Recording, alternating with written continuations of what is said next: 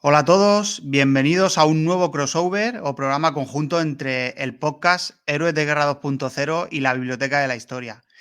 Estamos aquí de nuevo reunidos para seguir hablando de las cruzadas. Ya hicimos varios programas sobre el tema, como son el programa sobre las órdenes militares en las cruzadas, la primera cruzada que tuvo lugar entre los años 1096 y 1099, la segunda cruzada que abarcó desde el año 1144 a 1148, y recordar también los programas sobre la figura de Balduino IV de Jerusalén, que vivió en el periodo entre la Segunda y la Tercera Cruzada, de la que hablaremos en posteriores programas. Y hoy vamos a hablar de un nuevo hecho que tuvo lugar 2 años después de la muerte del rey Balduino IV de Jerusalén, que este rey, recordemos que murió en marzo de 1185, y vamos a hablar de la caída o sitio de Jerusalén, que tuvo su inicio, como ahora veremos, en septiembre de 1187. Y para hablar y viajar de nuevo a Tierra Santa y a los territorios de Oriente Próximo, pues tenemos con nosotros al artífice de todos estos programas sobre las cruzadas, que no es otro que el divulgador militar y escritor José Antonio Márquez. Bienvenido, José Antonio. Hola, Gerión. Como siempre, es un placer estar aquí de nuevo en vuestra querida biblioteca, rodeados de libros y de tantas historias, ¿verdad? Pues sí, la verdad que el placer es mío porque da gusto ver cómo nos narras esos capítulos históricos. Bueno, habrán escuchado hace poco los oyentes programas sobre los samuráis, ¿no? En esa presentación que tuvimos sobre tu libro Samurái de Leyenda, y luego posteriormente sobre las armas de los samuráis, de las que también hablas en tu libro. Y bueno, y sobre todos los capítulos de la Segunda Guerra Mundial, como de los que hemos hablado aquí en la Biblioteca de la Historia. Así que, nada, un auténtico placer. Como siempre, ya sabes que esta es tu casa. Y bueno, como he comentado anteriormente, finaliza la Segunda Cruzada, que abarcó desde el año 1144 al 1148, con pérdidas de territorios para los cristianos. Balduino IV de Jerusalén, como he comentado anteriormente, muere en el año 1185. Y bueno, José Antonio, ¿qué panorama nos encontramos en estos momentos? ¿Quieres puntualizar algo antes de entrar en materia?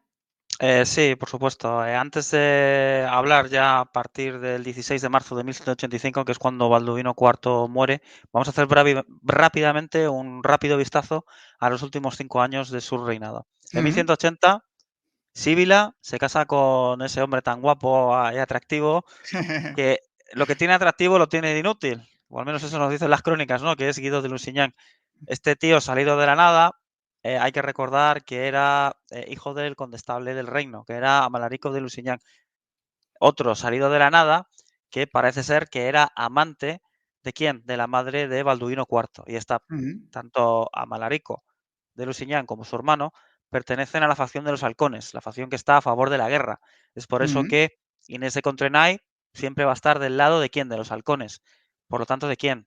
De Reinaldo de Chatillon, de los templarios, que son los que quieren la guerra contra el infiel. En Sí. 1180, Guido, después de casarse con Síbila, la hermana de Balduino IV, que bueno, sería muy largo de contar, pero bueno, digamos que antes de que Guido de Lusignan llegara al reino, Amalarico le estuvo vendiendo la moto a la pobrecita de que su hermano era muy guapo, muy guapo, muy guapo, y antes incluso de que ya Guido llegara al reino, pues ella ya pues tenía el corazón, ¿no?, henchido de amor, o al menos eso nos dicen las crónicas. Y Guido, pues después de casarse y dar el braguetazo, eh, el rey consiente. ¿Por qué consiente? Porque está manipulado por su madre.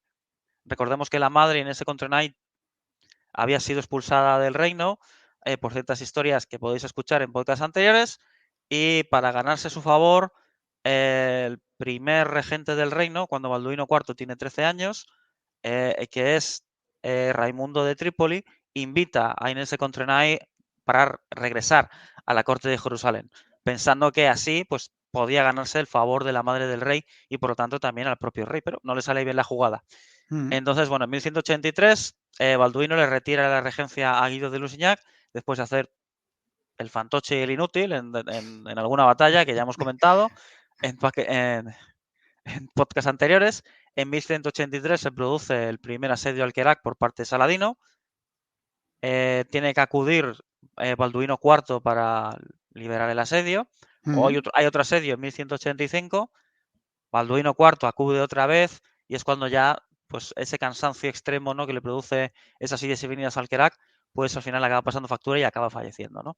En 1183 ocurre algo muy importante que es para conocer también un poco el devenir de todo lo que va a pasar, que es Reinaldo de Chatillon, este que odia a los musulmanes, toma la ciudad de Eilat, que es la base, que le servirá como base de operaciones. ¿Para qué? Para tratar de asediar la Meca. mm, Entonces, el Mar Rojo se llena de piratas cristianos que, pues bueno, cualquier barco de peregrinos con rumbo a la Meca es asaltado por estas tropas cristianas y mercenarios. mm, Reinaldo consigue acumular una gran riqueza, pero antes de que los musulmanes tomen cartas en el asunto, él se retira y luego, pues bueno, me parece que es un primo, un sobrino de Saladino, pues pone en jaque, o un hijo incluso, pone en jaque a estas tropas cristianas y al final, pues bueno, son todos derrotados, capturados y eliminados, ¿no? Sin ningún mm, tipo de contemplaciones. En 1184 muere un personaje vital en la corte, que es Inés de Contrenay, en septiembre de 1184. Recordemos, la madre del rey. mm, Muere en la ciudad de Acre y bueno, no era muy querida prácticamente por nadie. Las fuentes musulmanas dicen algo así como pertenece, la ciudad de Acre, entiéndase, y la ciudad mm. donde ella fallece, a la cerda conocida como reina.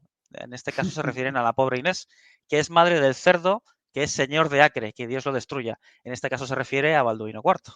En fin, recibió muy mala prensa mientras ella estaba en vida, principalmente por Guillermo de Tiro, porque Guillermo de Tiro, ¿no?, le tenía una inquina terrible porque por culpa de ella pues no consiguió acceder al patriarcado de Jerusalén. Recordemos, ¿no?, que es la posición religiosa más importante del reino. Mm, Y luego, bueno, otros historiadores la tachan de viciosa, codiciosa, insaciable por los hombres y el dinero. Bueno, en fin, muy mala prensa la pobre señora. Pero parece ser que era muy guapa. En mm, 1184, tras el ridículo de Guido de Lusignan, como ya hemos visto anteriormente, el rey, que ya no está bajo la influencia de su madre y ya Guido no tiene a nadie que le proteja dentro de la corte, pues empieza a mover papeles para separar a su hermana de Guido de Lusignan y nombrar heredero a su sobrino.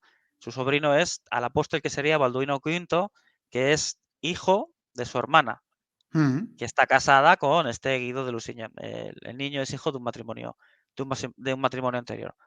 Los nobles del reino se ponen más o menos de acuerdo rápidamente porque ahora la facción de los halcones ha pedido mucho poder tras la muerte de Inés de Contrenay.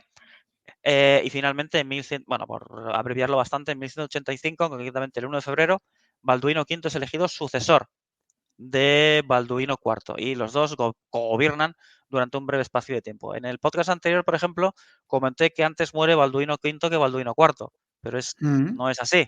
Primero fallece el pobre Balduino IV el 16 de marzo de 1185. Tenemos un rey que es menor de edad, por lo cual hay un regente en el reino que es Raimundo de Trípoli, porque coaza con el apoyo de los varones. Y a Síbila, digamos que la han apartado de la corte para que su hijo no tenga influencia. Y también le han apartado, en cierta forma, del derecho a heredar el trono. Pero aquí ocurre, pues como siempre, el destino tiene otros planes y en agosto de 1186 Balduino V fallece. Mm. Y aquí es donde ya empezaríamos a entrar de lleno en materia sobre lo que serían los dos últimos años del reino de Jerusalén.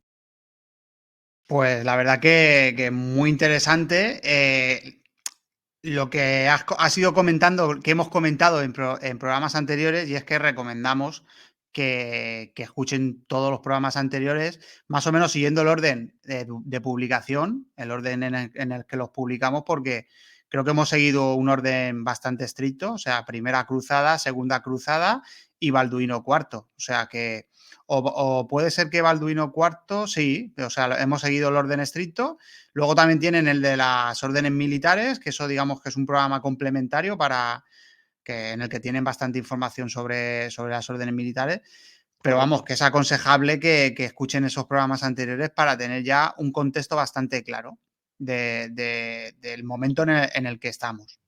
Exacto. Y luego, pues bueno, luego también hay varios nombres, ¿no?, que ya nos empiezan a sonar después de haber escuchado tantas y tantas horas de Balduino IV. Agnés de Contrenay, que es hija de Joselino II de Edesa. Mm, Joselina de Contrenay, que es tío de Balduino y es condestable del reino, mm, que es a la vez la persona que está tutelando a Balduino V. Digamos que es como su tutor, mientras que Raimundo es el regente del reino. Por lo cual vemos también aquí, ¿no? Que incluso no deja de ser curioso, porque Joselino, que es tío de Balduino, de Balduino IV, y obviamente también tío abuelo de Balduino V, pertenece a la facción de los halcones. Mm, Entonces vemos, son- ¿no? Que vemos aquí incluso, ¿no? Que vale, el tutor del rey es del nuevo rey, pertenece a los halcones, pero quien gobierna el reino es de los varones, ¿no? Lo cual, mm, pues para que veamos, ¿no? Que estos juegos de política no se han acabado con la muerte de Balduino IV, sino que se acentúan. sí. Luego Esto, tenemos a. esto de los halcones y los varones también lo comentamos bastante en los programas sobre Balduino IV. Y luego, como comentaba también, tenemos muchísimas curiosidades en esos programas, como por ejemplo la curiosidad de Reinaldo de Chatillon, que estuvo muchos años, digamos, secuestrado o cautivo de los musulmanes. Y de ahí, ¿no? Exacto, Ese odio acérrimo a los musulmanes. O sea que exacto. todas estas curiosidades las encontrarán en los programas anteriores y bueno, y como he dicho anteriormente, les pondrán mucho más en contexto. 16 años en en las cárceles de Alepo, para Ujú, más detalles. Tenemos a María Comnena, que es la madrastra de Balduino IV, que a su vez es sobrina del emperador bizantino. Se divorcia bueno, cuando muere el rey, Amalrico I, que es el padre de Balduino IV, se casa con Valiant de Evelyn, el protagonista de la película del Reino de los Cielos, ujú. de Ridley Scott. Así que sale mejor parado el Valiant histórico que el Valiant de la película, ¿no? Tenemos a Reinaldo de Chatillon, que es este tipo que ha estado 16 años en las cárceles de Alepo, que es la cabeza de los halcones, que está dispuesto a cercenar la cabeza de cualquier musulmán que se ponga por delante. Señor del Kerak, uno de los señores más poderosos de todo el reino. Tenemos bueno, y a su vez estuvo casado con la tía de Balduino IV, por lo cual vemos aquí que todos, en Ujú, cierta forma, son familia, por lo cual, en cierta forma, es normal, ¿no? Que cuando Saladino, por ejemplo, iba a quejarse de lo que estaba haciendo este Reinaldo, Balduino se lavara las manos, porque claro, es que al final es un familiar político suyo, para ujú, que lo tengamos también en cuenta. Tenemos también al famoso Raimundo de Trípoli, que es pariente lejano por vía materna de Heroína de Jerusalén, que es hija de Balduino II, que es bisabuelo de Balduino IV. Por lo cual vemos aquí incluso que los nombres más poderosos del reino están emparentados de alguna o de otra forma con la corona. Luego tenemos a Isabela de Jerusalén, que es la hermana pequeña de quién? Es la hermana pequeña de Balduino IV. ujú, Ella, que también en teoría, ¿no? Pues está en la línea sucesoria al trono de Jerusalén, se acaba casando con alguien. ¿Con quién se casa? Porque este dato es muy, muy, muy importante. Se casa con Unfredo IV de Turón. Bueno, ¿y este tío quién es? Es el hijo adoptivo de Reinaldo de Chatillon. Es decir, Uf, ¿de quién? claro. De la, fa- de la facción de los halcones. Y bueno, en 1185 el patriarca Heraclio de Jerusalén, no sabe muy bien qué hacer y dice, bueno, pues como se ha muerto Balduino V, le voy a ofrecer la corona al rey de Francia, le voy a ofrecer la corona al rey de Inglaterra. Pues ni el rey de Francia ni el rey de Inglaterra quieren la corona de Jerusalén porque saben lo que eso implica. Y entonces, pues bueno, Heraclio de Jerusalén, recordemos que es el patriarca, ¿no? El patriarca de Jerusalén, es decir, la máxima autoridad religiosa, dice, bueno, pues ¿qué tal si preparamos un consejo de sucesión con el rey de Francia, el rey de Inglaterra y el emperador del Sacro Imperio para elegir un nuevo rey? Pues bueno, esta idea que se había sacado el pobre patriarca de la chistera, pues no llega a ningún lado, ¿no? Y entonces, finalmente, mientras todo esto está sucediendo, Síbila acude con su tío Joselino III de Edesa a Jerusalén. ¿Y se hace fuerte con qué? Con hombres. Ujú, Mientras que el pobre, pues, Raimundo, pues por diversos temas, no se encuentra en Jerusalén en ese momento. Por lo cual, Síbila consigue aplacar un poco a los nobles y decir, oye, ¿qué tal si me nombráis a mí reina de Jerusalén? Al fin y al cabo soy la hermana del anterior rey fallecido y soy la madre del anterior, soy la madre también del difunto rey. Además soy hija de Amalarico, que es a la postre era mi padre era y al final, pues bueno, la alta corte dice, de acuerdo, pero te tienes que divorciar ¿de quién? De Guido de Lusignan. Y entonces ella dice, pues de acuerdo, me divorcio del inútil de mi marido y me nombráis reina de Jerusalén. La alta corte accede con estas condiciones y justamente en el momento en el que es nombrada reina, va con la corona debajo de la capa, como aquel que dice, se presenta delante del patriarca de Jerusalén y dice, oye, que me cases. Y era aquello, pero ¿con quién quieres que te case? Con mi anterior marido. Y Enga- bueno, Engañó a todos, ¿no? claro, Dijo. exacto, exacto. Y de esta forma tan ridícula, Guido de Lusignan es nombrado rey de Jerusalén. De hecho, es la mujer quien le impone la corona en la cabeza. Ujú. Y hablando de reyes, mira quién viene por ahí Y con mi- toda la comitiva. Mira, pues se nos ha unido ahora Robin. Robin. Deus Bienve- Bolt. Bueno, Bueno, todos lo conocéis, a Robin, colaborador habitual de la Biblioteca de la Historia, que se nos ha unido ahora al programa, que no ha podido llegar antes y aquí lo tenemos. buenas. Bien encontrados. Pues Hola, Vamos hola. a nada, tener. hemos puesto, Robin, en contexto a los oyentes de todos los programas anteriores que hemos hecho sobre las cruzadas y José Antonio también digamos, ha puntualizado varios capítulos interesantes antes de meternos, digamos, de lleno en lo que fue el sitio de Jerusalén o el asedio o la caída de Jerusalén. Perfecto, pues así llego en el momento correcto. Pues nada, José Antonio, puedes continuar. Muy bien. Bueno, esto es lo que ha sucedido hasta este momento, hasta 1185 en el bando cristiano.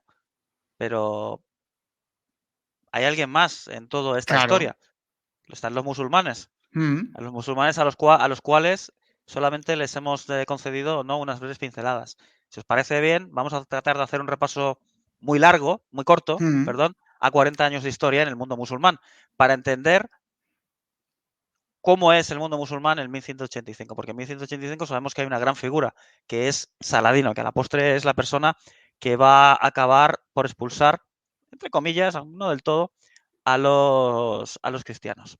Salahadín, que bueno, que en la película del Reino de los Cielos lo pintan como, digamos, como, no sé, como muy bondadoso, ¿no?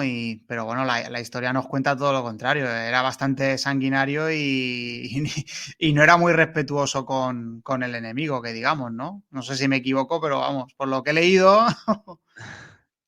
Bueno, la casta de Din al Galgo, o sea, es decir, él, eh, digamos que crece en unas circunstancias y toma muy buena nota de su antiguo señor, tal y como veremos ahora. En Mm, 1146, es decir, unos 40 años antes de que todo esto, mm, antes de la caída de Jerusalén, hay una figura muy poderosa en el Islam que es el Ataber Zengi, que es el señor de Alepo y Mosul. Era un auténtico sanguinario, un bruto, y este solamente quería que expulsar a los cristianos como fuera. Se ganó una fama de sanguinario que a la postre le acabaría costando la vida, porque un eunuco acaba matándole directamente, ¿no? Y entonces su segundo hijo, Nur al-Din, se hace con el gobierno de la pequeña ciudad de Alepo. Eh, en el momento en el que él toma posesión de este pequeño territorio, el gran territorio que era, digamos, para su hermano mayor, digamos, al este, mm, los cristianos aprovechan y tratan de tomar Edesa, que había sido tomada por Zengi 2 años antes. Lo primero que hace Nur al-Din es salir corriendo para impedir que los cristianos, digamos, se fortalezcan en la ciudad que han conseguido retomar. Y en un ataque fulgurante súper rápido, el propio Nur al-Din consigue ponerse a las puertas de Edesa y pone en fuga a los cristianos, salvando así la gran conquista que su padre había conseguido 2 años atrás. mm. 1147, la segunda cruzada, la cruzada por el intento de tomar Damasco, Nur al-Din es la gran figura que acude a socorrer la ciudad. Esto le granjea muchas amistades y muchas simpatías dentro de Damasco. Hay que mencionar como detalle, por ejemplo, que Luis VII, que formaba parte de la Segunda Cruzada, no aparece en las crónicas musulmanas porque es considerado alguien de poca importancia. Así que imaginaros lo que opinaban los musulmanes, ¿no?, sobre Luis VII de Francia. En 1149 ataca Antioquía. El príncipe de Antioquía, Raimundo de Poitiers, acude con su ejército a liberar un castillo que está siendo atacado por Nur al-Din, que es el castillo de Inab. Pierde el combate y el tío de Saladino, Sirkut el León, arranca la cabeza personalmente de este príncipe cristiano y la envía al califa de Bagdad dentro de una caja de plata, porque era la tradición. Cada vez que un enemigo, un príncipe era capturado o moría en combate, su cabeza era enviada a, como he dicho, al señor de Bagdad. Qué tradiciones más bonitas. Efectivamente. ¿Qué hace Nur al-Din? Rodearse de un buen equipo propagandístico, de poetas, de historiadores que empiezan a decir lo bueno que es, lo magnífico que es, espada del Islam, azote de infieles, protector del mundo musulmán, etcétera, etcétera. Hay cartas, libros, una sola religión, que es lo que impera, ¿no?, en todos estos mensajes, que es el Islam, obviamente, y es un hombre totalmente entregado a la yihad. Esta propaganda que crea alrededor de él, de retomar los territorios ocupados, de reconquistar Jerusalén, príncipe de los creyentes, aunque es un título que parece ser que nunca llegó a utilizar, piadoso, reservado, justo, respetuoso. Si os fijáis, son los mismos términos que se van a utilizar con Saladino. Porque es que Saladino es un oficial del ejército de Nur al-Din. Está bajo las órdenes de su tío, que su tío es un emir que lucha para Nur al-Din, que es este Shikut que ha vencido al príncipe de Antioquía en 1149. Entonces, Saladino ve la gran figura de Nur al-Din y trata de aprender todo lo que Nur al-Din está haciendo. ¿Para qué? Para dar una imagen de líder fuerte, de líder piadoso, de líder religioso, de líder en el que todo el Islam se puede conglomerar en torno a él. Este príncipe de los creyentes, que nunca llega a utilizar su título. Si no me equivoco, ¿no? Emir al-Muminin, ¿no? El príncipe de los creyentes. Y los castellanos, es que me acuerdo de esta anécdota, los castellanos, durante la época de la Reconquista, a ese título, ¿no?, le llamaban el Miramamolín. Miramamolín, correcto. Es que me acuerdo de esa anécdota porque es muy gracioso, ¿no? Los castellanos siempre, cuando se encontraban con alguna palabra un poco difícil de pronunciar, la castellanizaban, ¿no? Exacto. Y era Emir al-Muminin, era Miramamolín. Exacto. Pues este Nur al-Din prohíbe, por ejemplo, que se toque el tambor o la flauta en sus ejércitos, porque dice que eso no le gusta a su Dios, ¿no? No viste ropajes lujosos, y esto es del poco agrado de los turcos, que también combaten al lado de Nur al-Din, porque los turcos están más habituados, ¿no?, ya sabes, al tema de los lujos, al tema de vestir ropas lujosas, por lo cual vemos que es razonable que luego los turcos se acaben aliando como tropas mercenarias con los cristianos, ¿no? Sí, yo creo que fue como una excusa, ¿no?, en cierta forma. También se le llegó a llamar como la luz de la religión, pero él tendía a utilizar su nombre, que era Mahmud. De hecho, cada vez que él acudía a una batalla, él tenía una súplica que rezaba antes de cada batalla. Decía algo así como: Dios mío, concede la victoria al Islam y no a Mahmud. ¿Quién es ese perro para merecer dicha victoria? Aunque muy posiblemente, dicen las crónicas, ¿no?, que quizás esto lo hacía como fachada, ¿no?, por todo el tema de la propaganda que él creó en torno a sí mismo, pero parece ser que con los años, pues digamos que fue acrecentando esta fama, y quizás finalmente, pues realmente era iba a decir un oficial, un gobernante con estas características. En 1154 él consigue tomar Damasco de forma pacífica, uniendo así políticamente toda Siria. Es la primera vez que un gobernante musulmán, desde la llegada de los cristianos en el 1099, con la toma de Jerusalén, ha conseguido reunificar Siria. De ahí que es conocido, ¿no? Precisamente por eso, por ser el primer gran unificador de toda Siria y por ende, poco a poco, de todo el entramado musulmán. Podríamos hablar largo y tendido sobre Chipre, el tema de las violaciones, saqueos, el tema de cortar narices a monjas y monjes griegos que monta nuestro querido Reinaldo de Chatillon, lo podemos dejar para otro momento. Cómo se pone a torturar al obispo de Antioquía para conseguir dinero para la expedición. El obispo dice, no, el patriarca dice, no sé si darte dinero. Entonces lo desnuda, lo mete en una cárcel, le recubre de miel para que los insectos vayan a por él. Ya, bueno, ya vemos, ¿no?, que Reinaldo de Chatillon realmente era un hombre sin escrúpulos. Era un Luego, despiadado. efectivamente. Qué buen vecino.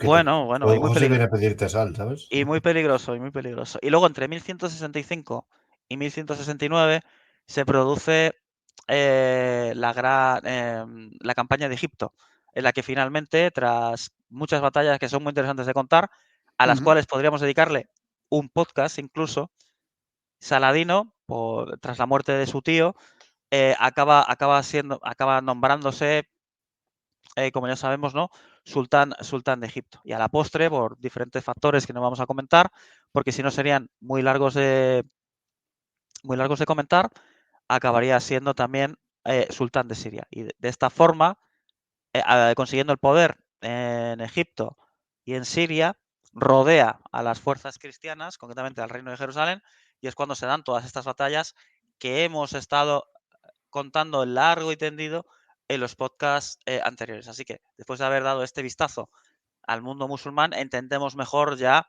el año en el que estamos, después de la muerte de Balduino IV. Pues sí, la verdad que, bueno, el contexto histórico ha quedado lo suficientemente claro.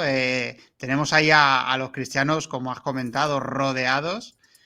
Y bueno, no sé, piden refuerzos y se resignan y deciden luchar ellos solos contra los musulmanes. ¿Qué ocurre? Bueno, ¿qué ocurre? Bueno, ocurre algo muy, muy terrible para el reino, que es que Balduino IV ha fallecido, que el niño que le iba a suceder, que es Balduino V, ha fallecido. ¿Y quién está al cargo? Guido de Lusignan y su mujer. Su mujer, lamentablemente, pues ni pincha ni corta, y quien tiene totalmente todo el poder es Guido de Lusignan. Pero Guido de Lusignan, lamentablemente, es un pelele. Quien controla realmente el reino es la facción de los halcones, con Reinaldo de Chatillon a la cabeza y con una orden, la Orden del Temple. La Orden del Temple y Reinaldo, ¿qué es lo que van a querer? La guerra. ¿La guerra contra quién? La guerra contra el infiel. Entonces, estos 10 años, este legado, ¿no?, en el que el pobre Balduino IV ha tratado de mantener el reino convulso, pero sin su liderazgo, que ha conseguido mantener a raya a Saladino durante tanto tiempo, esas riquezas, ¿no?, que los varones han podido mantener, pues ya han llegado a su fin. Reinaldo de Chatillon, ahora con Guido de Lusignan, pues dice, bueno, pues ahora yo puedo hacer la guerra sin tregua, sin descanso, masacrando a mujeres, niños, para aumentar así mis riquezas y mi gloria. Por supuesto, este es el punto de vista que comparte la Orden del Temple. A la Orden del Temple le da igual que se maten niños, que se asalten caravanas, total, no dejan de ser infieles. Y es dinero que engrosa las arcas cristianas. Y Guido de Lusignan, por supuesto, está perfectamente de acuerdo con todo esto. Durante años, pues se dedica a atacar a barcos mercantes, a patrullas de peregrinos. Ya sabemos, ¿no?, que incluso en tiempos de Balduino IV, cuando Reinaldo es liberado de las cárceles de Alepo tras 16, 17 años, tras casarse en matrimonio, acaba siendo el señor de Transjordania, ataca las caravanas que atraviesan el Kerak, consigue ser nombrado regente del reino. Él consigue la gran victoria de Monguisar sobre las tropas de Saladino. Bueno, la muerte del segundo rey, pues tiene libertad concreta, pues para hacer lo que quiera, ¿no? Entonces, a pesar de que hay un acuerdo de tregua que ha firmado Raimundo, cuando Raimundo de Trípoli es el regente, del reino, Ujú. él firma una paz por 10 años que Saladino en un principio quiere respetar, pero Reinaldo no la respeta. Entonces, cuando hay pues los pobres nobles, ¿no? Que él captura y que están encerrados en su en su cárcel del Kerak, dice, bueno, usted tiene que liberarnos, su rey tiene un acuerdo de paz. Y entonces él solía gritar, ¿no? Que venga el propio Mahoma a liberaros. De tal forma, riéndose, ¿no? Y él decía que las treguas firmadas por Jerusalén no le afectaban, porque él estaba por encima del trono. Claro, recordemos, ¿quién ha puesto ahí a Guido de Lusignan? Las conspiraciones de los halcones. ¿Quién es la cabeza de los halcones? Reinaldo de Chatillon. Reinaldo. Claro, Reinaldo, yo creo que todos esos años de cautiverio, vamos, lo habían trastornado y el tío era un sanguinario, un despiadado y, vamos, no tenía ni el más mínimo, ni la más mínima reserva de decir, bueno, voy a cumplir con esto, voy a cumplir con lo otro. Nada, el tío iba a lo suyo y le daba igual todo. exacto. Entonces, bueno, llega un momento en el que pues Raimundo de Trípoli protesta ante el rey. ¿Quién es el rey? Guido de Lusignan. Le digo, oye, pero mira lo que está pasando. Sí es cierto que Raimundo de Trípoli intentó conspirar para arrebatarle el trono a Sibila, pero no consiguió apoyos por parte de los varones. Por lo cual, al final, pues lo único que puede hacer es protestar. Entonces protestó ante el rey, oye, mira lo que está haciendo Raimundo, que está Mm, rompiendo la tregua.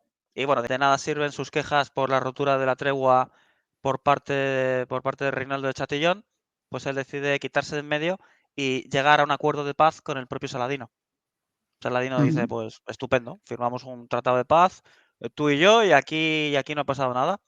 ¿Qué te parece si mis tropas en marzo de 1187 pueden atravesar tu territorio y bueno, pueden hacer una serie de racias en territorio cristiano? Y bueno, pues tiene que ceder, claro. Tiene que Mm, ceder porque ha firmado una tregua con Saladino. Raimundo es un hombre que es normalmente él es fiel a su palabra, por lo cual deja pasar a quién, a 7.000 infantes de avanzadilla de Saladino, que empiezan a hacer una serie de racias en territorio cristiano como venganza por todo lo que está haciendo nuestro querido Reinaldo. Reinaldo de Chatillon. Y aquí es cuando se produce una de estas grandes batallas. Lo de grandes lo digo entre comillas porque es una batalla muy famosa en su época, en importancia, pero no en número. Entonces, bueno, con- por resumirlo de forma muy rápida, ya lo comentamos en el capítulo anterior, pero es la batalla de Seforia. Belén pide ayuda ante estos 7.000 caballeros musulmanes que están asediando y, bueno, rapiñando por la zona.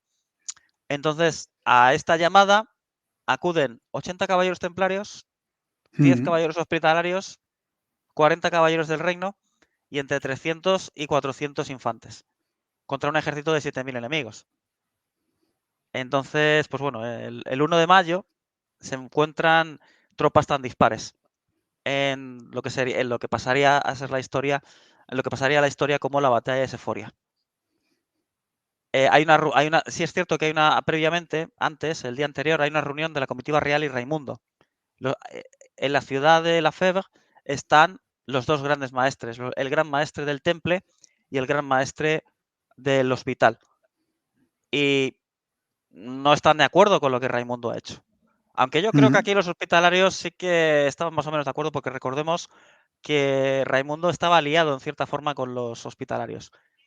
Y por lo tanto, para que Raimundo pudiera firmar una paz, esta paz tenía que ser autorizada por los hospitalarios, lo cual quiere decir que la paz que él había firmado con Saladino había sido Mm. aprobada previamente ¿por quién? Por la Orden del Hospital.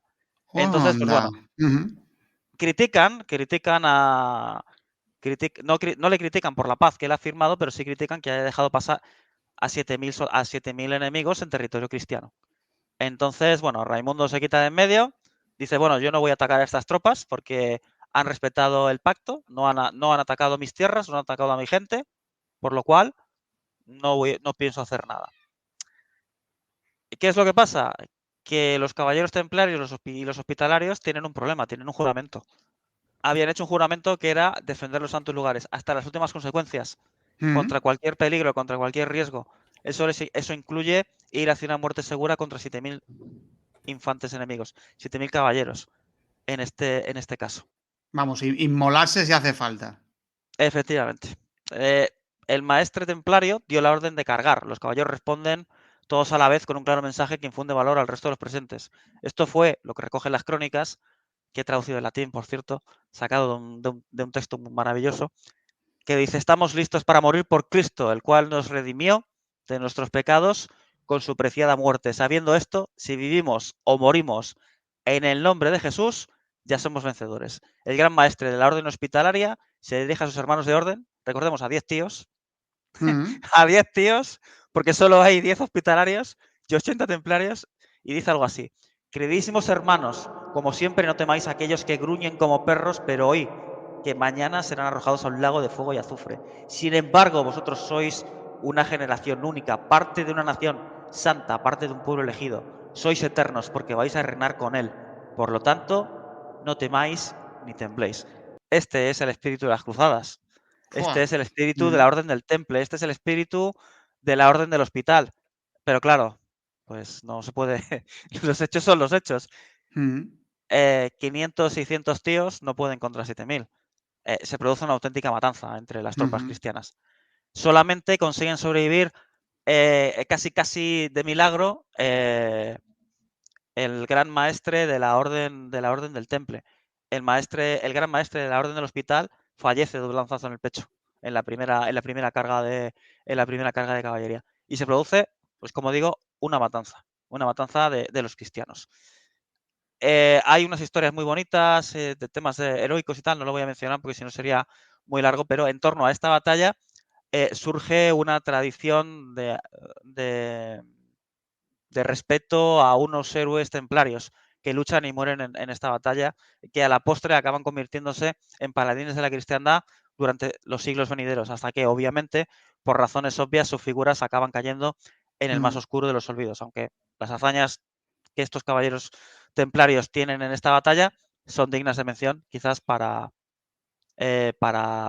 otro momento, ¿no? Hay una escena, por ejemplo, muy mítica, según cuentan las crónicas, en la que se quedan solamente 2 caballeros templarios rodeados por cientos de enemigos. Bueno, una historia, como digo, que merece la pena. Esto han pasado tantos años que ya se ha ido olvidando, pero imagino yo que en los años posteriores todas estas, digamos, claro, estos hechos heroicos se sacarían a relucir en cada una de las batallas que tuvieran que presentar los cristianos ante los musulmanes para infundir valor a los guerreros cristianos. O sea, Claro. me imagino a cualquier capitán o cualquier comandante de aquella época diciendo: recordar a los que cayeron en la batalla de... ¿no? Claro. Y entonces, claro, ha pasado tanto tiempo que al final Claro. nosotros recordamos lo más cercano a nosotros, ¿no? En un momento dado, como suele, como nosotros, por ejemplo, todo el tema de los tercios de Flandes y tal, de ahí sacamos, pero claro, ya las cruzadas quedan Exacto. mucho más lejos. Exacto, pues yo tuve la fortuna de encontrar un testimonio de un caballero del Temple que sobrevivió a dicha batalla. Y su testimonio lo tengo recogido en una obra, ¿no? Y habla precisamente, ¿no?, de este caballero templario. Concretamente, este influencer de su época, tal y como diría Robin, es Jacqueline de Mailly, que además, a la postre, bueno, era mariscal de la Orden del Temple, un hombre poderoso en el uso de las armas. El otro era Henri, un hermano del hospital, un caballero luchador y muy valiente. O al menos eso es lo que nos dice este cronista que sobrevivió, este caballero templario que sobrevivió a esta batalla. Uno de los 4 templarios que sobrevivió a dicha batalla. Vamos, una pasada, ¿no? El tener esa historia de primera mano, ¿no? De esta gran batalla. Gran batalla, repito, entre comillas. Imagino que combatirían y en el último momento escaparían, ¿no? En un momento de desesperación, al ver ya a lo mejor a todos sus compañeros caídos, Claro. imagino que escaparían, porque si se hubieran quedado allí hubieran sido masacrados igualmente Sí, como el resto. claro, exacto, por supuesto. De hecho, bueno, el gran maestre templario sobrevive prácticamente de milagro junto a 3 fieles de sus hombres, que son los que le consiguen salvar la vida. Los Mm. escasos supervivientes de las órdenes de caballería, pues como ya sabe Robin, pues los decapitan a todos sin contemplaciones No es y el para resto, menos las tradiciones locales. exacto, hay que respetar las tradiciones. Y el resto de caballeros pues son hechos prisioneros. Las tropas musulmanas pues exhiben las cabezas cortadas, los testículos de los difuntos, atravesando el territorio de las murallas de Tiberíades, que recordemos que esto pertenece a Raimundo de Trípoli y digamos que a Raimundo pues esto no le hace mucha gracia tampoco, claro. Y entonces esto hace que la propia población cristiana pues no esté muy conforme con lo que ha pasado, porque al fin y al cabo han muerto quienes, han muerto aquellos que son la cabeza de las tropas y de la élite cristiana, que son los templarios y los hospitalarios. Y además ha muerto un gran maestre de la orden del hospital. O sea, Mm. es un fuerte golpe a la moral cristiana y en el caso musulmán es todo lo contrario. Esto produce una gran inyección de moral porque recordemos que los máximos enemigos que tienen los musulmanes son los miembros de estas órdenes. Mm. Claro, ellos son, digamos, la cabeza más visible de los combatientes cristianos, son los que defienden los santos lugares, son los que nacieron con esa misión de proteger a los peregrinos en su peregrinaje a Tierra Santa. Entonces, claro, eh, quien te tiene que proteger, o sea, quien te tiene que proteger cae de esa manera, pues bueno, es un varapalo enorme. Claro, y esto, pues como he dicho, obliga finalmente a Raimundo de Trípoli a entenderse con la corona, le guste o no. Mm. Y bueno, quien consigue llegar a la zona de la matanza con un pequeño ejército es Valiant de Evelyn. Mm. Y Valiant de En- Evelyn entra, busca. entra aquí en escena. Sí, exacto. Trata de, pues, de socorrer a los supervivientes, pero es que no encuentra ninguno. Es que lo único que encuentra son cuerpos decapitados por doquier. Y entonces esta noticia pues llega al reino de Jerusalén, por lo cual ya tenemos todo pintado ¿para qué? Para la batalla de los Cuernos de Jatín, que a la postre Mm. es la última gran derrota cristiana en ese año, en 1187. La derrota cristiana en Seforia, pues como ya hemos dicho, sirve para elevar la moral de las fuerzas musulmanas, bajo el mando de Saladino. Y esto también ayuda a cerrar disensiones dentro del bando cristiano. Tras lo acontecido, Raimundo tiene que entenderse, le guste o no, con Guido de Lusignan. Guido de Lusignan, pues digamos que hace un poco la vista gorda y dice, bueno, necesito tus hombres, perfecto, total, me vas a ayudar para luchar contra Saladino y viceversa, ¿no? Pues Raimundo dice, bueno, tengo que hacer frente a Saladino, me guste o no. La victoria de las fuerzas musulmanas de Saladino en Seforia y el cambio de bando de Raimundo en Trípoli hace que Saladino comience ya sus planes para invadir Galilea y prepara una estratagema para acabar de una vez por todas con el ejército cristiano.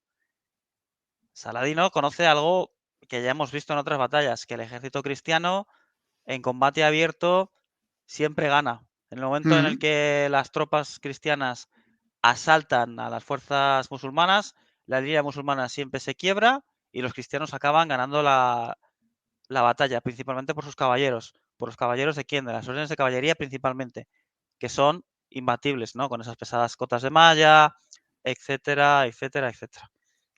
El ejército cristiano comienza a prepararse en Acre. Allí acude el rey y las fuerzas que quedan de la Orden del Temple y de la Orden del Hospital, dejando atrás fortalezas que quedan bajo custodia en muy pequeñas unidades, simplemente pues para proteger pequeñas posesiones protegidas por estas órdenes religiosas.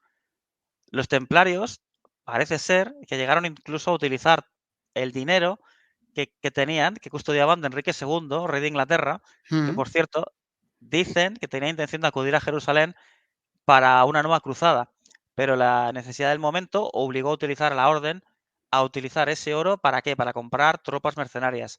¿Quiénes son estas tropas mercenarias? Los turcos.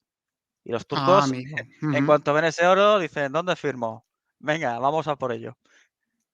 Y entonces, pues bueno, ¿qué fuerzas reúnen las tropas cristianas? Bueno, aquí es difícil, ¿no? Hacer un cálculo, pero aproximadamente contamos con todos los caballeros supervivientes de la Orden del Temple en todo el reino. Aproximadamente unos 230 caballeros. Mm. Y Digo, 40 del hospital, más o claro. menos. números, a ver, digamos, eran la élite, ¿no? Y un caballero de estos posiblemente equivaldría a 10 guerreros musulmanes, ¿no? Pero me sigue pareciendo números muy pequeños. Claro. De ¿No hecho, la élite, recuerda como cuando la Norland defendió Berlín? pues sí, algo parecido. Pero en este caso contamos solamente con 270 hombres.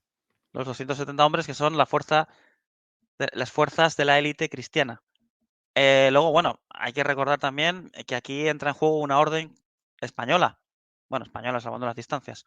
Una orden navarra, que es la orden de Montjoy, de la Ujú. cual ya hemos Sí. hablado aquí, en la Biblioteca de la Historia, que Ujú. no había participado hasta ese momento en ninguna batalla de importancia, por lo que contaba con todas sus fuerzas disponibles. Y recordemos, esto no lo mencionan los libros de historia, pero bueno, si está bien que lo mencionemos nosotros, es la tercera orden en influencia y poder en el Reino de Jerusalén, por lo cual no es Ujú. descabellado pensar que quizás la orden de Montjoy pudiera contar entre 25, 50 y 100 caballeros como máximo. El resto de los caballeros cristianos del ejército cristiano lo componen entre 650 y 750 caballeros del reino. Y el resto pues son mercenarios, un número que puede variar según las fuentes, pero puede variar entre los 300 y 1000, 1200 caballeros. Y luego, bueno, los infantes, que son la tropa de infantería, la chusma, pues pueden ser de 10 a 32.000 hombres. Por lo cual, pues bueno, tenemos Buah, es- unas sí. cifras dispares, pero Ujú. el núcleo duro del ejército cristiano, que son los caballeros, que es lo que nos interesa, puede variar entre 1200 y 1620 Ujú. aproximadamente. Y luego, pues los mercenarios estos que consiguen contratar la Orden del Temple, pues vienen a ser unos 4.000 caballeros de caballería ligera turca. Que recordemos que los mercenarios, eh, al ir a sueldo, cuando las cosas van mal, son los primeros en darse la vuelta y huir. Eso lo tenemos que tener muy presente. Exacto, pies para que os quiero. Claro, porque, vamos, nunca va a ser igual la moral de alguien que lucha por la supervivencia de su reino, de su territorio, eh, en este caso, por la supervivencia de su religión, conservar los santos lugares, nunca va a ser igual que un mercenario al que le han dado oro inglés y venga a luchar. Vale, sí, yo lucho, pero como vea la cosa mal, soy el primero en darme la vuelta y pies para que os quiero. Porque claro, es Claro, que están luchando no por su supervivencia en sí, sino por dinero. Entonces, el Bill Metal llega hasta donde llega. exacto. El rey de Jerusalén, Guido, tiene una petición Mm, al patriarca de Jerusalén, que es que él acuda con la Veracruz. Para, digamos, recordemos, ¿no?, que la Veracruz es un trozo de la cruz en la que supuestamente pues, fue crucificado Jesucristo y mm. era la reliquia sagrada más importante que tenían los cristianos en Tierra Santa. Entonces el patriarca dice algo así como, uy, qué bonito estoy, no voy a poder ir a la batalla, pero os voy a enviar aquí al obispo de Acre que seguro que puede ir, que seguro que puede ir él. Así que, pues bueno, el patriarca de Jerusalén, digamos que salva así la piedra de tener que acudir. Yo creo que ya se olía más o menos lo que iba, lo que iba a pasar. Y bueno, mientras todo esto sucede y los cristianos se preparan, Saladino sale ya de Siria. Sale ya, divide su ejército en tres y se coloca en un territorio en el que él va a esperar a los cristianos plácidamente durante 5 días. Hasta que finalmente pues, los exploradores detectan al ejército cristiano que se aproxima. Mm, Y a través de los exploradores, pues él sabe cuáles son los siguientes movimientos que tiene que realizar con su ejército. El 1 de julio de 1187 los musulmanes atraviesan el río Jordán. Al día siguiente, la mitad del ejército acampa a unos 8 kilómetros al oeste del mar de Galilea. La otra mitad de las tropas ataca la ciudad de Tiberíades, la cual cae en manos musulmanas tras una hora de intensa lucha, pero no así la fortaleza interior de la ciudad, en la que la esposa de Raimundo de Trípoli mm. resiste el asedio personalmente con una pequeña guarnición. Ante esta situación tan desesperada, la esposa de Raimundo envió un mensajero pidiendo a las tropas cristianas que traten de liberar Tiberíades, pidiendo ayuda al rey de Jerusalén. Recordemos al astuto, entre comillas, Guido de Lusignan. Saladino quería acabar con todas las tropas que se encontraban en estas grandes fortalezas, por lo que dejó pasar a ese mensajero para traer a las fuerzas cristianas a Tiberíades. Tiberíades no era una gran ciudad per se, por lo cual los cristianos en un momento se huelen, en cierta forma, la trampa, ¿no? Entonces, la alta corte se ha reunido en Acre para saber qué hacer. Bueno, se enteran más o menos de la situación, en plan de, bueno, ¿qué hacemos?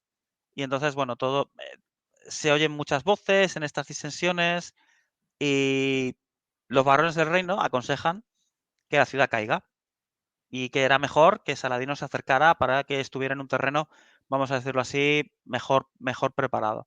Y Ujú. entonces, Reinaldo no, Raimundo dice, me parece muy bien que la ciudad caiga porque siempre puedo pagar el rescate por mi mujer y ya está. Tarde o temprano Tiberíades iba a caer. Más o menos es lo que viene a decir. Además, el ejército de Saladino era muy grande, por lo que los cristianos pensaban que no podía mantener su ejército activo durante mucho tiempo, sobre todo por problemas de logística.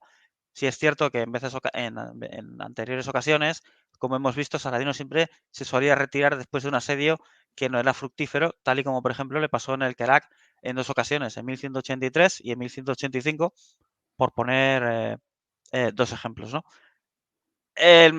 Aquí tenemos un Aquí, problema. Sí, aquí a Raimundo de Trípoli no le pudo, digamos, el corazón, ¿no? Sino con la cabeza pensó y dijo, eh, sí, está ahí mi mujer, pero claro, es que si lanzo mis tropas, es lo que quieren los musulmanes, lo que quiere Saladino y nos van a dar eh, un buen golpe, ¿no?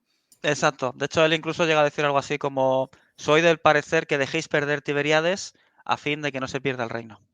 Claro. Claro, si hubiera sido a lo mejor otro con un, digamos, no hubiera tenido la mente tan fría. No, no, no, ahí está mi mujer, no puede caer la ciudad, vamos a defenderla y claro, a lo mejor eso hubiera sido un golpe mortal. Bueno, pues el caso es que Gerard de Ridefort, que es el gran maestre del Temple, está todo el rato indicando que hay que atacar, que hay que atacar, que hay que atacar, que hay que atacar.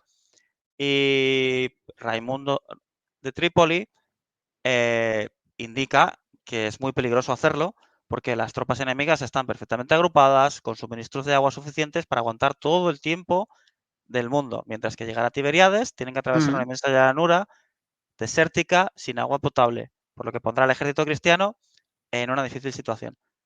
Gerard de Ridefort insiste e insiste y pone en tela de juicio las palabras de Raimundo, llamándole traidor, diciéndole de todo, ¿no?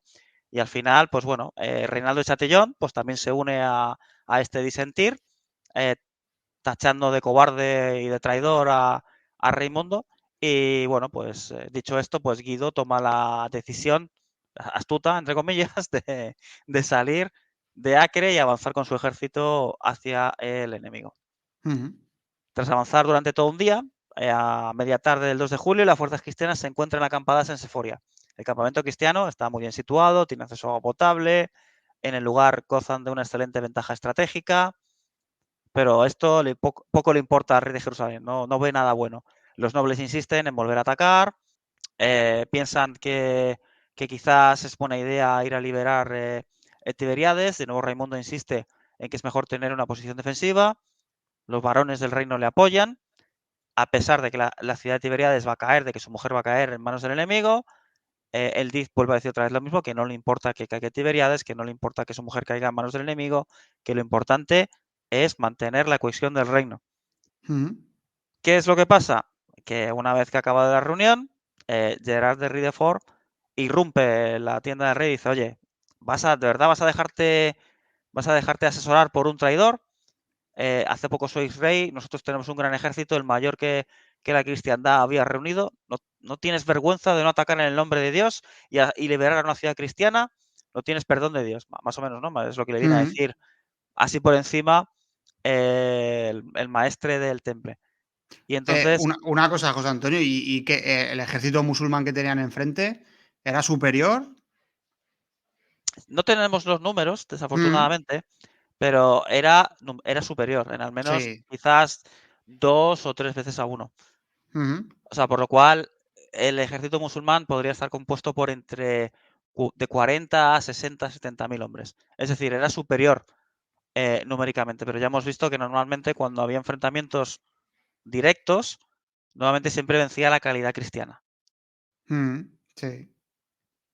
Y bueno, la Orden del Temple retira el apoyo a la corona en caso de no marchar contra el enemigo. Y esto lo hace público el maestre del Temple. Porque claro, hace muy poco, en el mes de mayo, 2 meses antes, todos sus compañeros han muerto en Seforia, recordémoslo, ¿no? La gran derrota que han tenido los cristianos en Seforia. Y Gerard de Ridefort quiere venganza, quiere acabar con los musulmanes. 3 de julio de 1187. El viaje solamente va a durar 4 horas. El ejército cristiano pues avanza por una llanura desértica, sin ninguna fuente de agua. Es verano, deciden hacerlo a toda prisa, sin Buah. esperar a los lentos carros de bueyes que suelen llevar el agua. A Mm, la postre, esto resulta fatal para el ejército, como os podéis imaginar. claro. Saladino aguarda al enemigo en una llanura muy fértil, Mm, cubierta de todo tipo de árboles frutales a la sombra, con aguas dulces del lago Tiberíades. Cerca del campamento hay una pequeña colina coronada por 2 pequeñas elevaciones en el terreno, y a estas elevaciones se les conoce con el nombre de los Cuernos de Jatín, nombre dado por la ciudad del mismo nombre cercana, ¿no?, a esta formación rocosa. El ejército cristiano se prepara para avanzar y mm, atravesar dicha llanura. La trampa que Saladino ha preparado para el ejército cristiano está abierta. El ejército cristiano se divide en 3 grandes bloques. A la vanguardia viaja Raimundo de Trípoli. Ahí va acompañado con gente que le ha jurado lealtad, ¿no? En el centro del ejército viaja el rey acompañado de la flor innata de Jerusalén, los nobles más importantes del reino, el obispo de Acre junto a la Veracruz, y en la retaguardia los caballeros de las órdenes militares, liderados por el maestre de la orden templaria, Gerard de Ridefort, ese que ha sobrevivido a la batalla de Seforia. A su lado, caballeros de la orden hospitalaria, caballeros españoles, principalmente aragoneses, leoneses y vascos, todos de la orden de Montjoy. Y luego, pues, otras órdenes de caballería de menor importancia, con presencia en Jerusalén. Si no sabéis qué órdenes son, pues ya sabéis, escuchaos el podcast que hemos hecho dedicado a las órdenes militares. ujú. Saladino, pues sabe perfectamente por dónde y cómo se está moviendo el ejército cristiano gracias a sus exploradores, y, da órdenes a sus exploradores de vanguardia. Las fuerzas de Jerusalén alcanzan una pequeña aldea llamada Mascana, que está a unos 4 kilómetros de Tiberíades.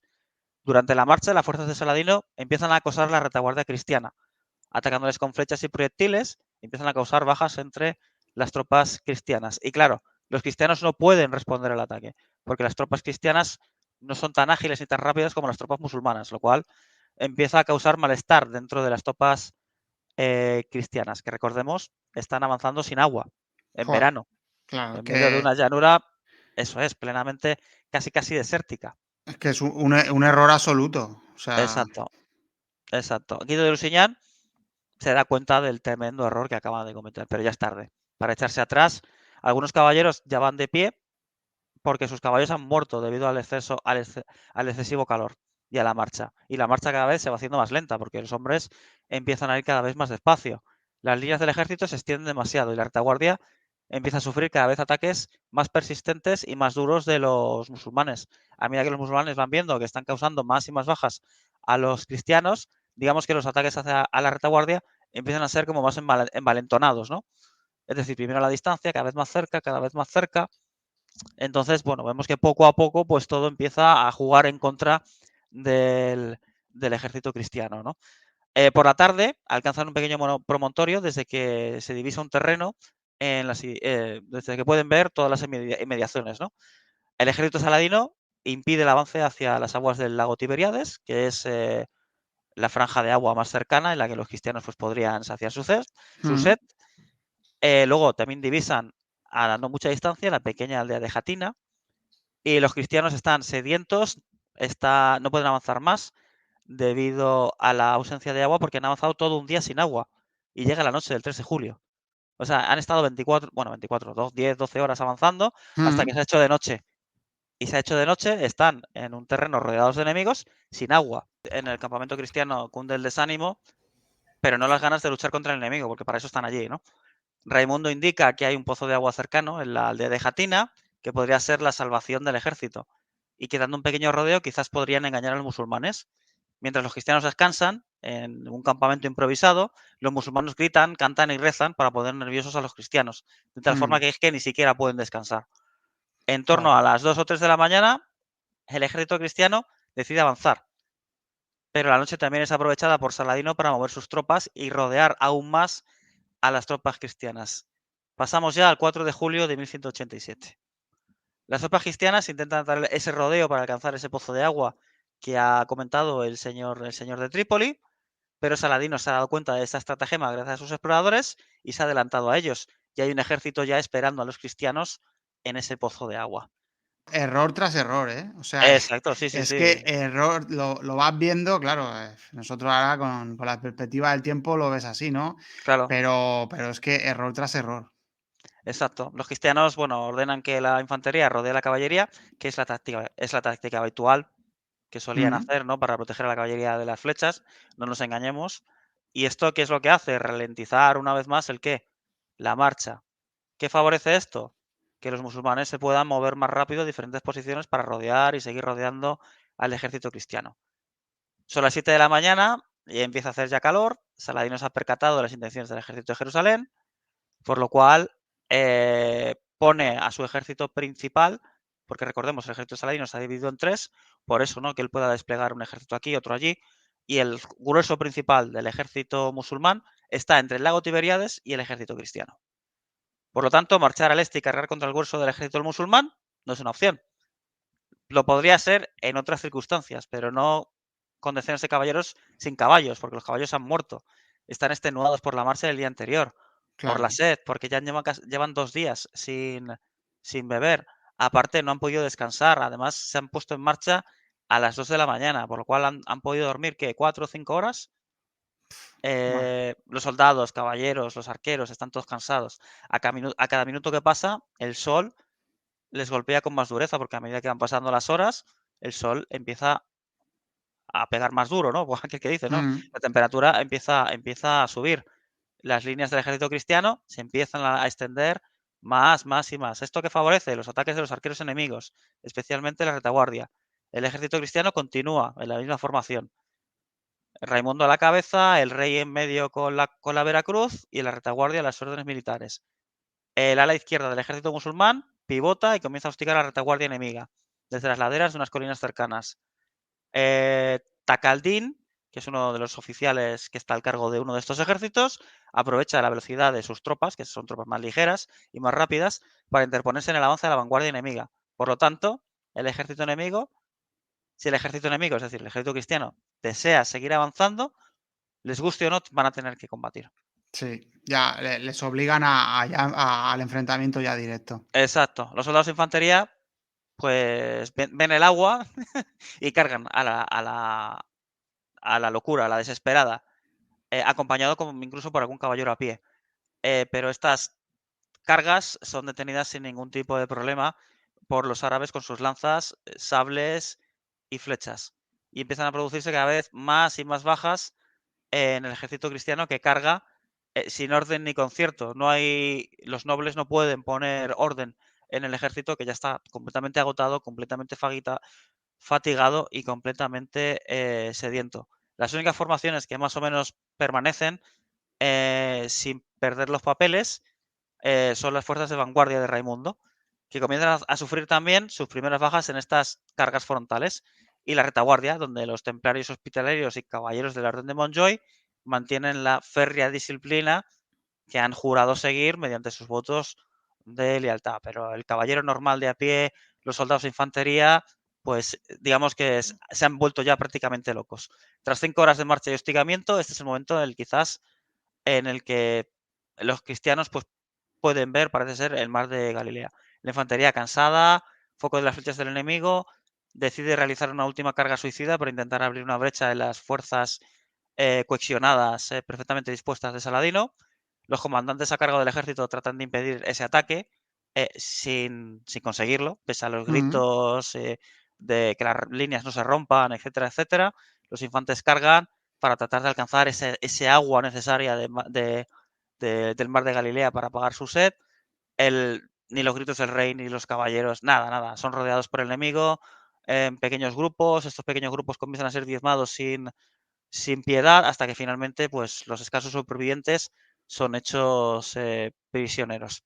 Buah, una batalla que conforme la está relatando José Antonio, súper fácil para los Sí, musulmanes. O claro, sea, claro, claro. los propios cristianos se iban metiendo poco a poco en la boca del lobo, los musulmanes les dejaban hacer y aquí les dieron la puntilla. O sea, Claro, fue... ya, exacto. Ya, bueno, queda la fuerza de vanguardia. Mm, Digamos que no entra en combate directo hasta el mediodía. Al mediodía ya Guido de Lusignan ordena a Raimundo cargar contra las tropas enemigas, con todo lo que tienen.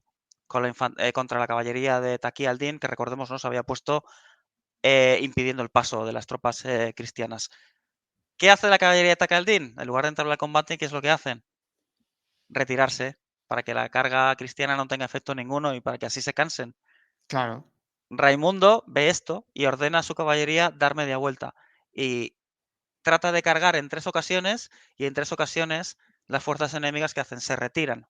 Mm, Porque recordemos, la caballería musulmana es más ágil, no tiene esas pesadas cotas de malla, etcétera, etcétera. Las tropas de Raimundo empiezan a sufrir una gran cantidad de bajas, y el señor de Trípoli, es decir, Raimundo, resulta herido por una flecha, y en ese momento Raimundo ve una brecha en las líneas enemigas. ¿Y qué hace Raimundo? Huir.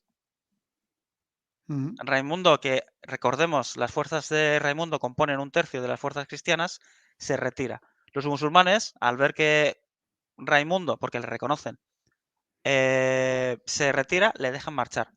Porque recordemos que Raimundo, pese a haber no respetado ese acuerdo que tenía con Saladino, sí que tenía muy buena reputación entre los musulmanes. Y eso a mm. la postre pues le acaba salvando la vida, ¿no? Pero claro, un tercio de los caballeros abandonan la batalla. Entonces, digamos que se podía hablar de traición. Eh, Sí. bueno, Bueno, traición, bueno, último intento de una parte del ejército cristiano de decir, bueno, vamos a salvar aquí los pocos platos que podamos, porque, no, lo que se suele decir, ¿no? De vamos a salvarnos hoy para seguir continuando, para continuar mañana luchando, ¿no? exacto, exacto. Esto produce, como te puedes imaginar, Robin, un gran golpe en la moral de las tropas cristianas. Sí, yo lo iba a decir porque perder un tercio de tus tropas en plan, bueno, que vengo en 5 minutos, pues es un problema. Porque ves una persona corriendo, todo el mundo corre. Claro. Esto cambia también ligeramente las tornas en contra del ejército cristiano, porque de pronto se percatan de que el viento sopla hacia el lugar en el que está el ejército cristiano, hacia el oeste. Entonces esto es aprovechado por las fuerzas musulmanas en torno a las 12 de la mañana, 1 de la tarde, y empiezan a incendiar eh, todo el terreno adyacente, ¿no? Pues matorrales, este tipo de cosas, y todo ese humo hacia dónde va. Pues digamos que golpea en la cara a las tropas cristianas, lo que hace aumentar todavía pues el agobio, la frustración, la sed. Imaginaos, ¿no? Que además de que estáis combatiendo, poneos en las botas de estos guerreros, cuando en ese momento, ¿no? Pues humo que Mm, proviene del oeste, que es arrastrado por el viento, ¿no? Pues digamos que te golpea la cara, ¿no? Entonces, bueno, la situación se vuelve casi casi insostenible, y en ese momento es cuando Saladino ordena a su caballería pesada cargar contra las tropas cristianas. Y entonces, pues bueno, aquí es cuando eh, Guido ordena proteger la Veracruz a toda costa. Se forma un círculo defensivo en torno al cuerpo central del ejército, y se levantan rápidamente tiendas de campaña, ¿no? Y se levantan varios círculos defensivos para proteger la Veracruz. Y el ejército cristiano se ve empujado hacia una de estas colinas, ¿no? Que dominaban la situación. Mencionabas anteriormente que los cristianos habían dejado atrás, que era uno de estos cuernos de Jatín, de ahí el nombre de la, mm, de la, de la batalla. Los caballeros tratan de luchar en las brechas que se van produciendo. Poco a poco los templarios van cayendo.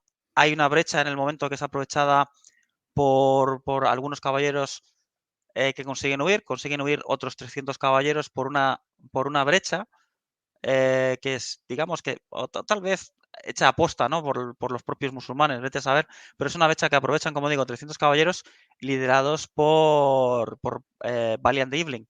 Es por eso Mm, que Valiant de Evelyn consigue salvar la vida, porque él es otro de los nobles que huyen de dicha batalla.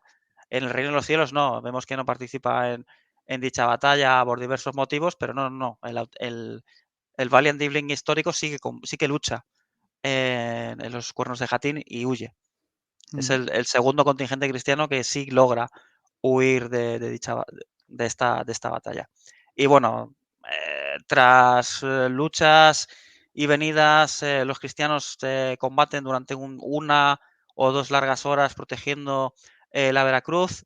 Finalmente, pues las tropas cristianas son totalmente rodeadas y en ese momento no es cuando el hijo de Saladino le dice a Saladino, papá, hemos ganado la guerra. Y entonces Saladino le dice algo así, dice, no, hijo mío, hasta que esa tienda, señala la tienda de Guido Lusignan, ¿no? Que está en el centro mm.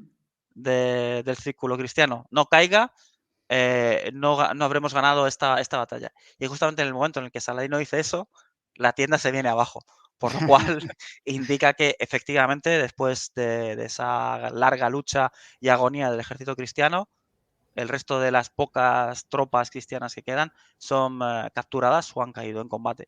Y con ellos también ha caído la Veracruz. Uf. Podríamos contar cómo son los últimos momentos de estas luchas, porque hay varios supervivientes que dejan, eh, que dejan testimonio de lo que ocurre, cómo fallece el obispo de Acre, bueno, no. Unas historias muy interesantes, pero digamos que todo acaba con las lágrimas de felicidad de Saladino, Mm. que pues bueno, agradece a su Dios el haber vencido finalmente al enemigo. Madre mía, po, lo que he comentado, o sea, un desastre total. Los musulmanes dejaron hacer a los cristianos y bueno, que cometieron error tras error y como he dicho anteriormente, se metieron en la boca del lobo y solo le faltó a los musulmanes el dar la puntilla, el darles un golpe definitivo y acabar con ellos. ¿Qué hicieron los que huyeron, José Antonio? ¿Dónde se refugiaron? Bueno, si te parece, vamos a contar qué le ocurre a la gente prisionera, ¿no? Porque Vale, sí. ¿quién ha sobrevivido a toda esta debacle? Pues bueno, ha sobrevivido el rey de Jerusalén, que ha sido Mm. capturado, ¿junto a quién? Junto a Reinaldo de Chatillon y Uf, junto uf, al maestro de la Orden del Temple. Entonces los tres uf. son llevados a presencia de quién? De Saladino. Entonces, si os parece, voy a leer el testimonio directo de uno de los testigos que estaba allí. Salah al-Din invitó al rey a sentarse a su lado, al rey de Jerusalén, entiéndase.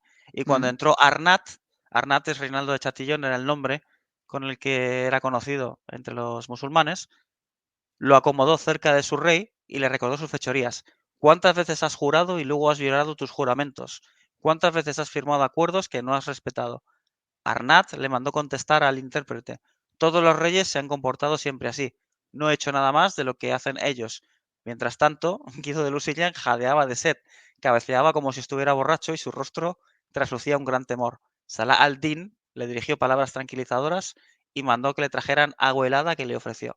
El rey bebió y luego tendió el resto a Arnat, Reinaldo de Chatillon, que apagó su sed a su vez. El sultán le dijo entonces a Guido: no me has pedido permiso antes de darle de beber. No estoy obligado, por tanto, a concederle la gracia. Tras haber pronunciado estas palabras, el sultán salió, montó a caballo y luego se alejó, dejando a los cautivos llenos de terror. Supervisó el regreso de sus tropas y cuando volvió a su tienda, una vez allí, mandó traer a Arnat. Avanzó hacia él con el sable en la mano y lo golpeó entre el cuello y el omóplato. Cuando Arnat cayó al suelo, le cortaron la cabeza y luego arrastraron su cuerpo por los pies ante el rey de Jerusalén, que se echó a temblar. Al verlo tan impresionado, el sultán, Salah al-Din, le dijo con tono tranquilizador: este hombre solo ha muerto por su maldad y su perfidia. No temáis, un rey no mata a otro rey.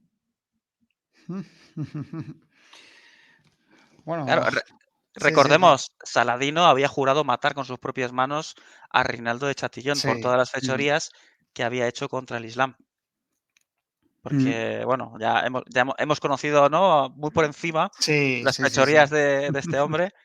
Y bueno, pues ya vemos, ¿no? Que cuando Saladino se enfadaba también, pues también se enfadaba. Lo del tema del agua es algo muy interesante porque según la tradición musulmana, si tú le das de beber agua a alguien, está bajo tu protección. Entonces es por eso, Mm. ¿no? Que cuando Guido le ofrece el agua a Reinaldo de Chatillon, Saladino dice, este no está bajo mi protección, porque se lo quiere cargar, básicamente. Es una bonita Exactamente. tradición, mira, es una forma de delante de todo el mundo decir, a este no lo tocas. Sí, sí, sí, exacto. Y luego, bueno, ¿qué es lo que ocurre con los hospitalarios, los templarios y otros miembros que sobreviven a la batalla? Les espera un destino parecido. Saladino, que sabe que aquellos hombres son la fuerza de la cristiandad, que no retroceden, solamente pueden tener un destino, que es la muerte. Saladino ordena la decapitación sistemática de los templarios, hospitalarios y resto de caballeros de órdenes militares. Todos son decapitados, todos, Ujú. sin excepción, a excepción del gran maestre templario, Gerard de Ridefort, que es capturado y mantenido con vida para poder negociar luego un valioso rescate. A los aliados turcos, pues digamos que les pasa 3/4 partes de lo mismo. También los decapitan por ser considerados traidores del Islam. Ujú. Esto no lo he comentado, lo voy a comentar en esta ocasión porque creo que es un dato muy interesante. Cuando es capturado un caballero del temple, del hospital, siempre se le da una opción: jurar lealtad al Islam y por lo tanto convertirse al Islam o ser decapitado. El 99,99% de ellos siempre elegía la decapitación. Hubo uno de ellos que no lo hizo y que combatió en esta batalla. Si os parece, es una historia que podemos dejar para otro momento. Vale, sí. ¿Eh? De aquí sale una, El- el templario al servicio saladino, porque creo que es una historia fabulosa y muy poco conocida. Sí, esto lo anotamos y lo dejamos para un programa. Sí, sí, sí, porque es muy interesante y vamos, curioso, ¿eh? No, no sabía nada de esto. Por Así que supuesto, para eso estamos aquí. Mira, mira, Robin se ha quedado sin palabras. Dice, ¿cómo? ¿Un templario? ¿Traidor? ¿General de Saladino? Pues sí, pues sí. Pues sí, Robin, ¿qué te parece? Siempre hay alguno por ahí. Exacto. Y además se acabó casando. Bueno, no voy a desvelar detalles. no, no, no, no, No voy a desvelar déjalo, detalles. déjalo Ya ahí. que tengo ganas de hablar, pero. Y bueno, pues, Gereón, como ves, nos hemos quedado a las puertas de Jerusalén. Parece ser que Jerusalén y su caída va a tener que esperar al siguiente programa. Pues sí, vamos a hacer un segundo programa sobre la caída de Jerusalén, también denominado el sitio de Jerusalén, que tuvo lugar en 1187. Como esta batalla de los cuernos de Jatín, que ha sido impresionante.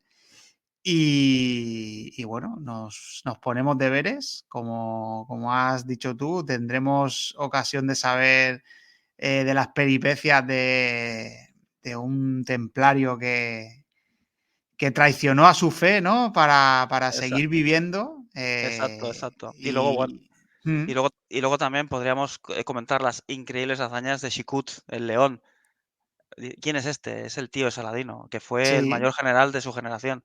Porque la campaña de Egipto entre 1164 y 1169 también es digna de mención. Porque es otro de esos episodios de las cruzadas totalmente olvidado, pero que es impresionante, en la que bizantinos, eh, tropas de Nur al-Din, las tropas de Egipto, las tropas de Jerusalén, todos ahí revueltos. Bueno, bueno, bueno. Y luego las jugarretas políticas que unos y otros se juegan. Es que es tan apasionante que es que, como digo, es que podríamos estar aquí horas y horas. No solamente son las cruzadas, es que hay tal riqueza en esta historia que es Mm, que, como veis, que siempre dejamos pinceladas sin dar. Y de nuevo, es que, por ejemplo, de la batalla de los Cuernos de Jatín, la hemos comentado por encima.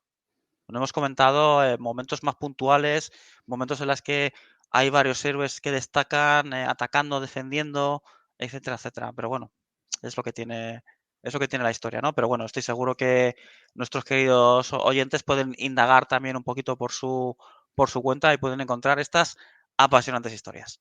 mm, exactamente. Pues bueno, yo creo que, a ver, Los oyentes no les va a gustar esto, ¿no? Porque supongo que estarían pensando, venga, ahora toca el sitio de Jerusalén, la caída de Jerusalén, y cerramos ciclo, ¿no? Pero bueno, nos van a perdonar porque lo vamos a dejar para un segundo programa donde ya sí que, digamos, cerraremos esta historia. Y bueno, como siempre, un auténtico placer, José Antonio. La verdad que he intervenido poco. A ver, nunca intervengo mucho porque, como se suele decir, si no tienes nada mejor que decir, cállate, ¿no? Pero es que he estado expectante a esta historia que la verdad que es apasionante. Y nada, espero que a los oyentes les haya gustado igual que a mí. Y como siempre, José Antonio, un placer que vengas a la Biblioteca de la Historia, que hagamos estos programas conjuntos con tu podcast Héroes de Guerra 2.0 y nos cuentes estas historias. Nada, el placer como siempre ha sido mío y gracias por darme la oportunidad de hablar y rememorar a estos héroes de ambos bandos, porque hubo héroes cristianos Mm, y hubo héroes musulmanes con nombre propio. Y hoy, pues, algunos de ellos han salido a relucir, ¿no? Shikut, el león, Saladino o el gran Nur al-Din. mm. Y Robin, igualmente, gracias por haber venido al programa. Te has incorporado un poco más tarde, pero bueno, aquí estás y como siempre, muchas gracias. Nada, un placer. Ayudar en lo que pueda. Pues nada, te esperamos también en esa segunda parte de la caída o el sitio de Jerusalén. Y bueno, los oyentes que nos dejen los comentarios en la zona de comentarios que les parezcan oportunos. Y nada, gracias por acompañarnos en este apasionante mundo que es la divulgación histórica. Un saludo a todos. Un saludo. Chao, chao.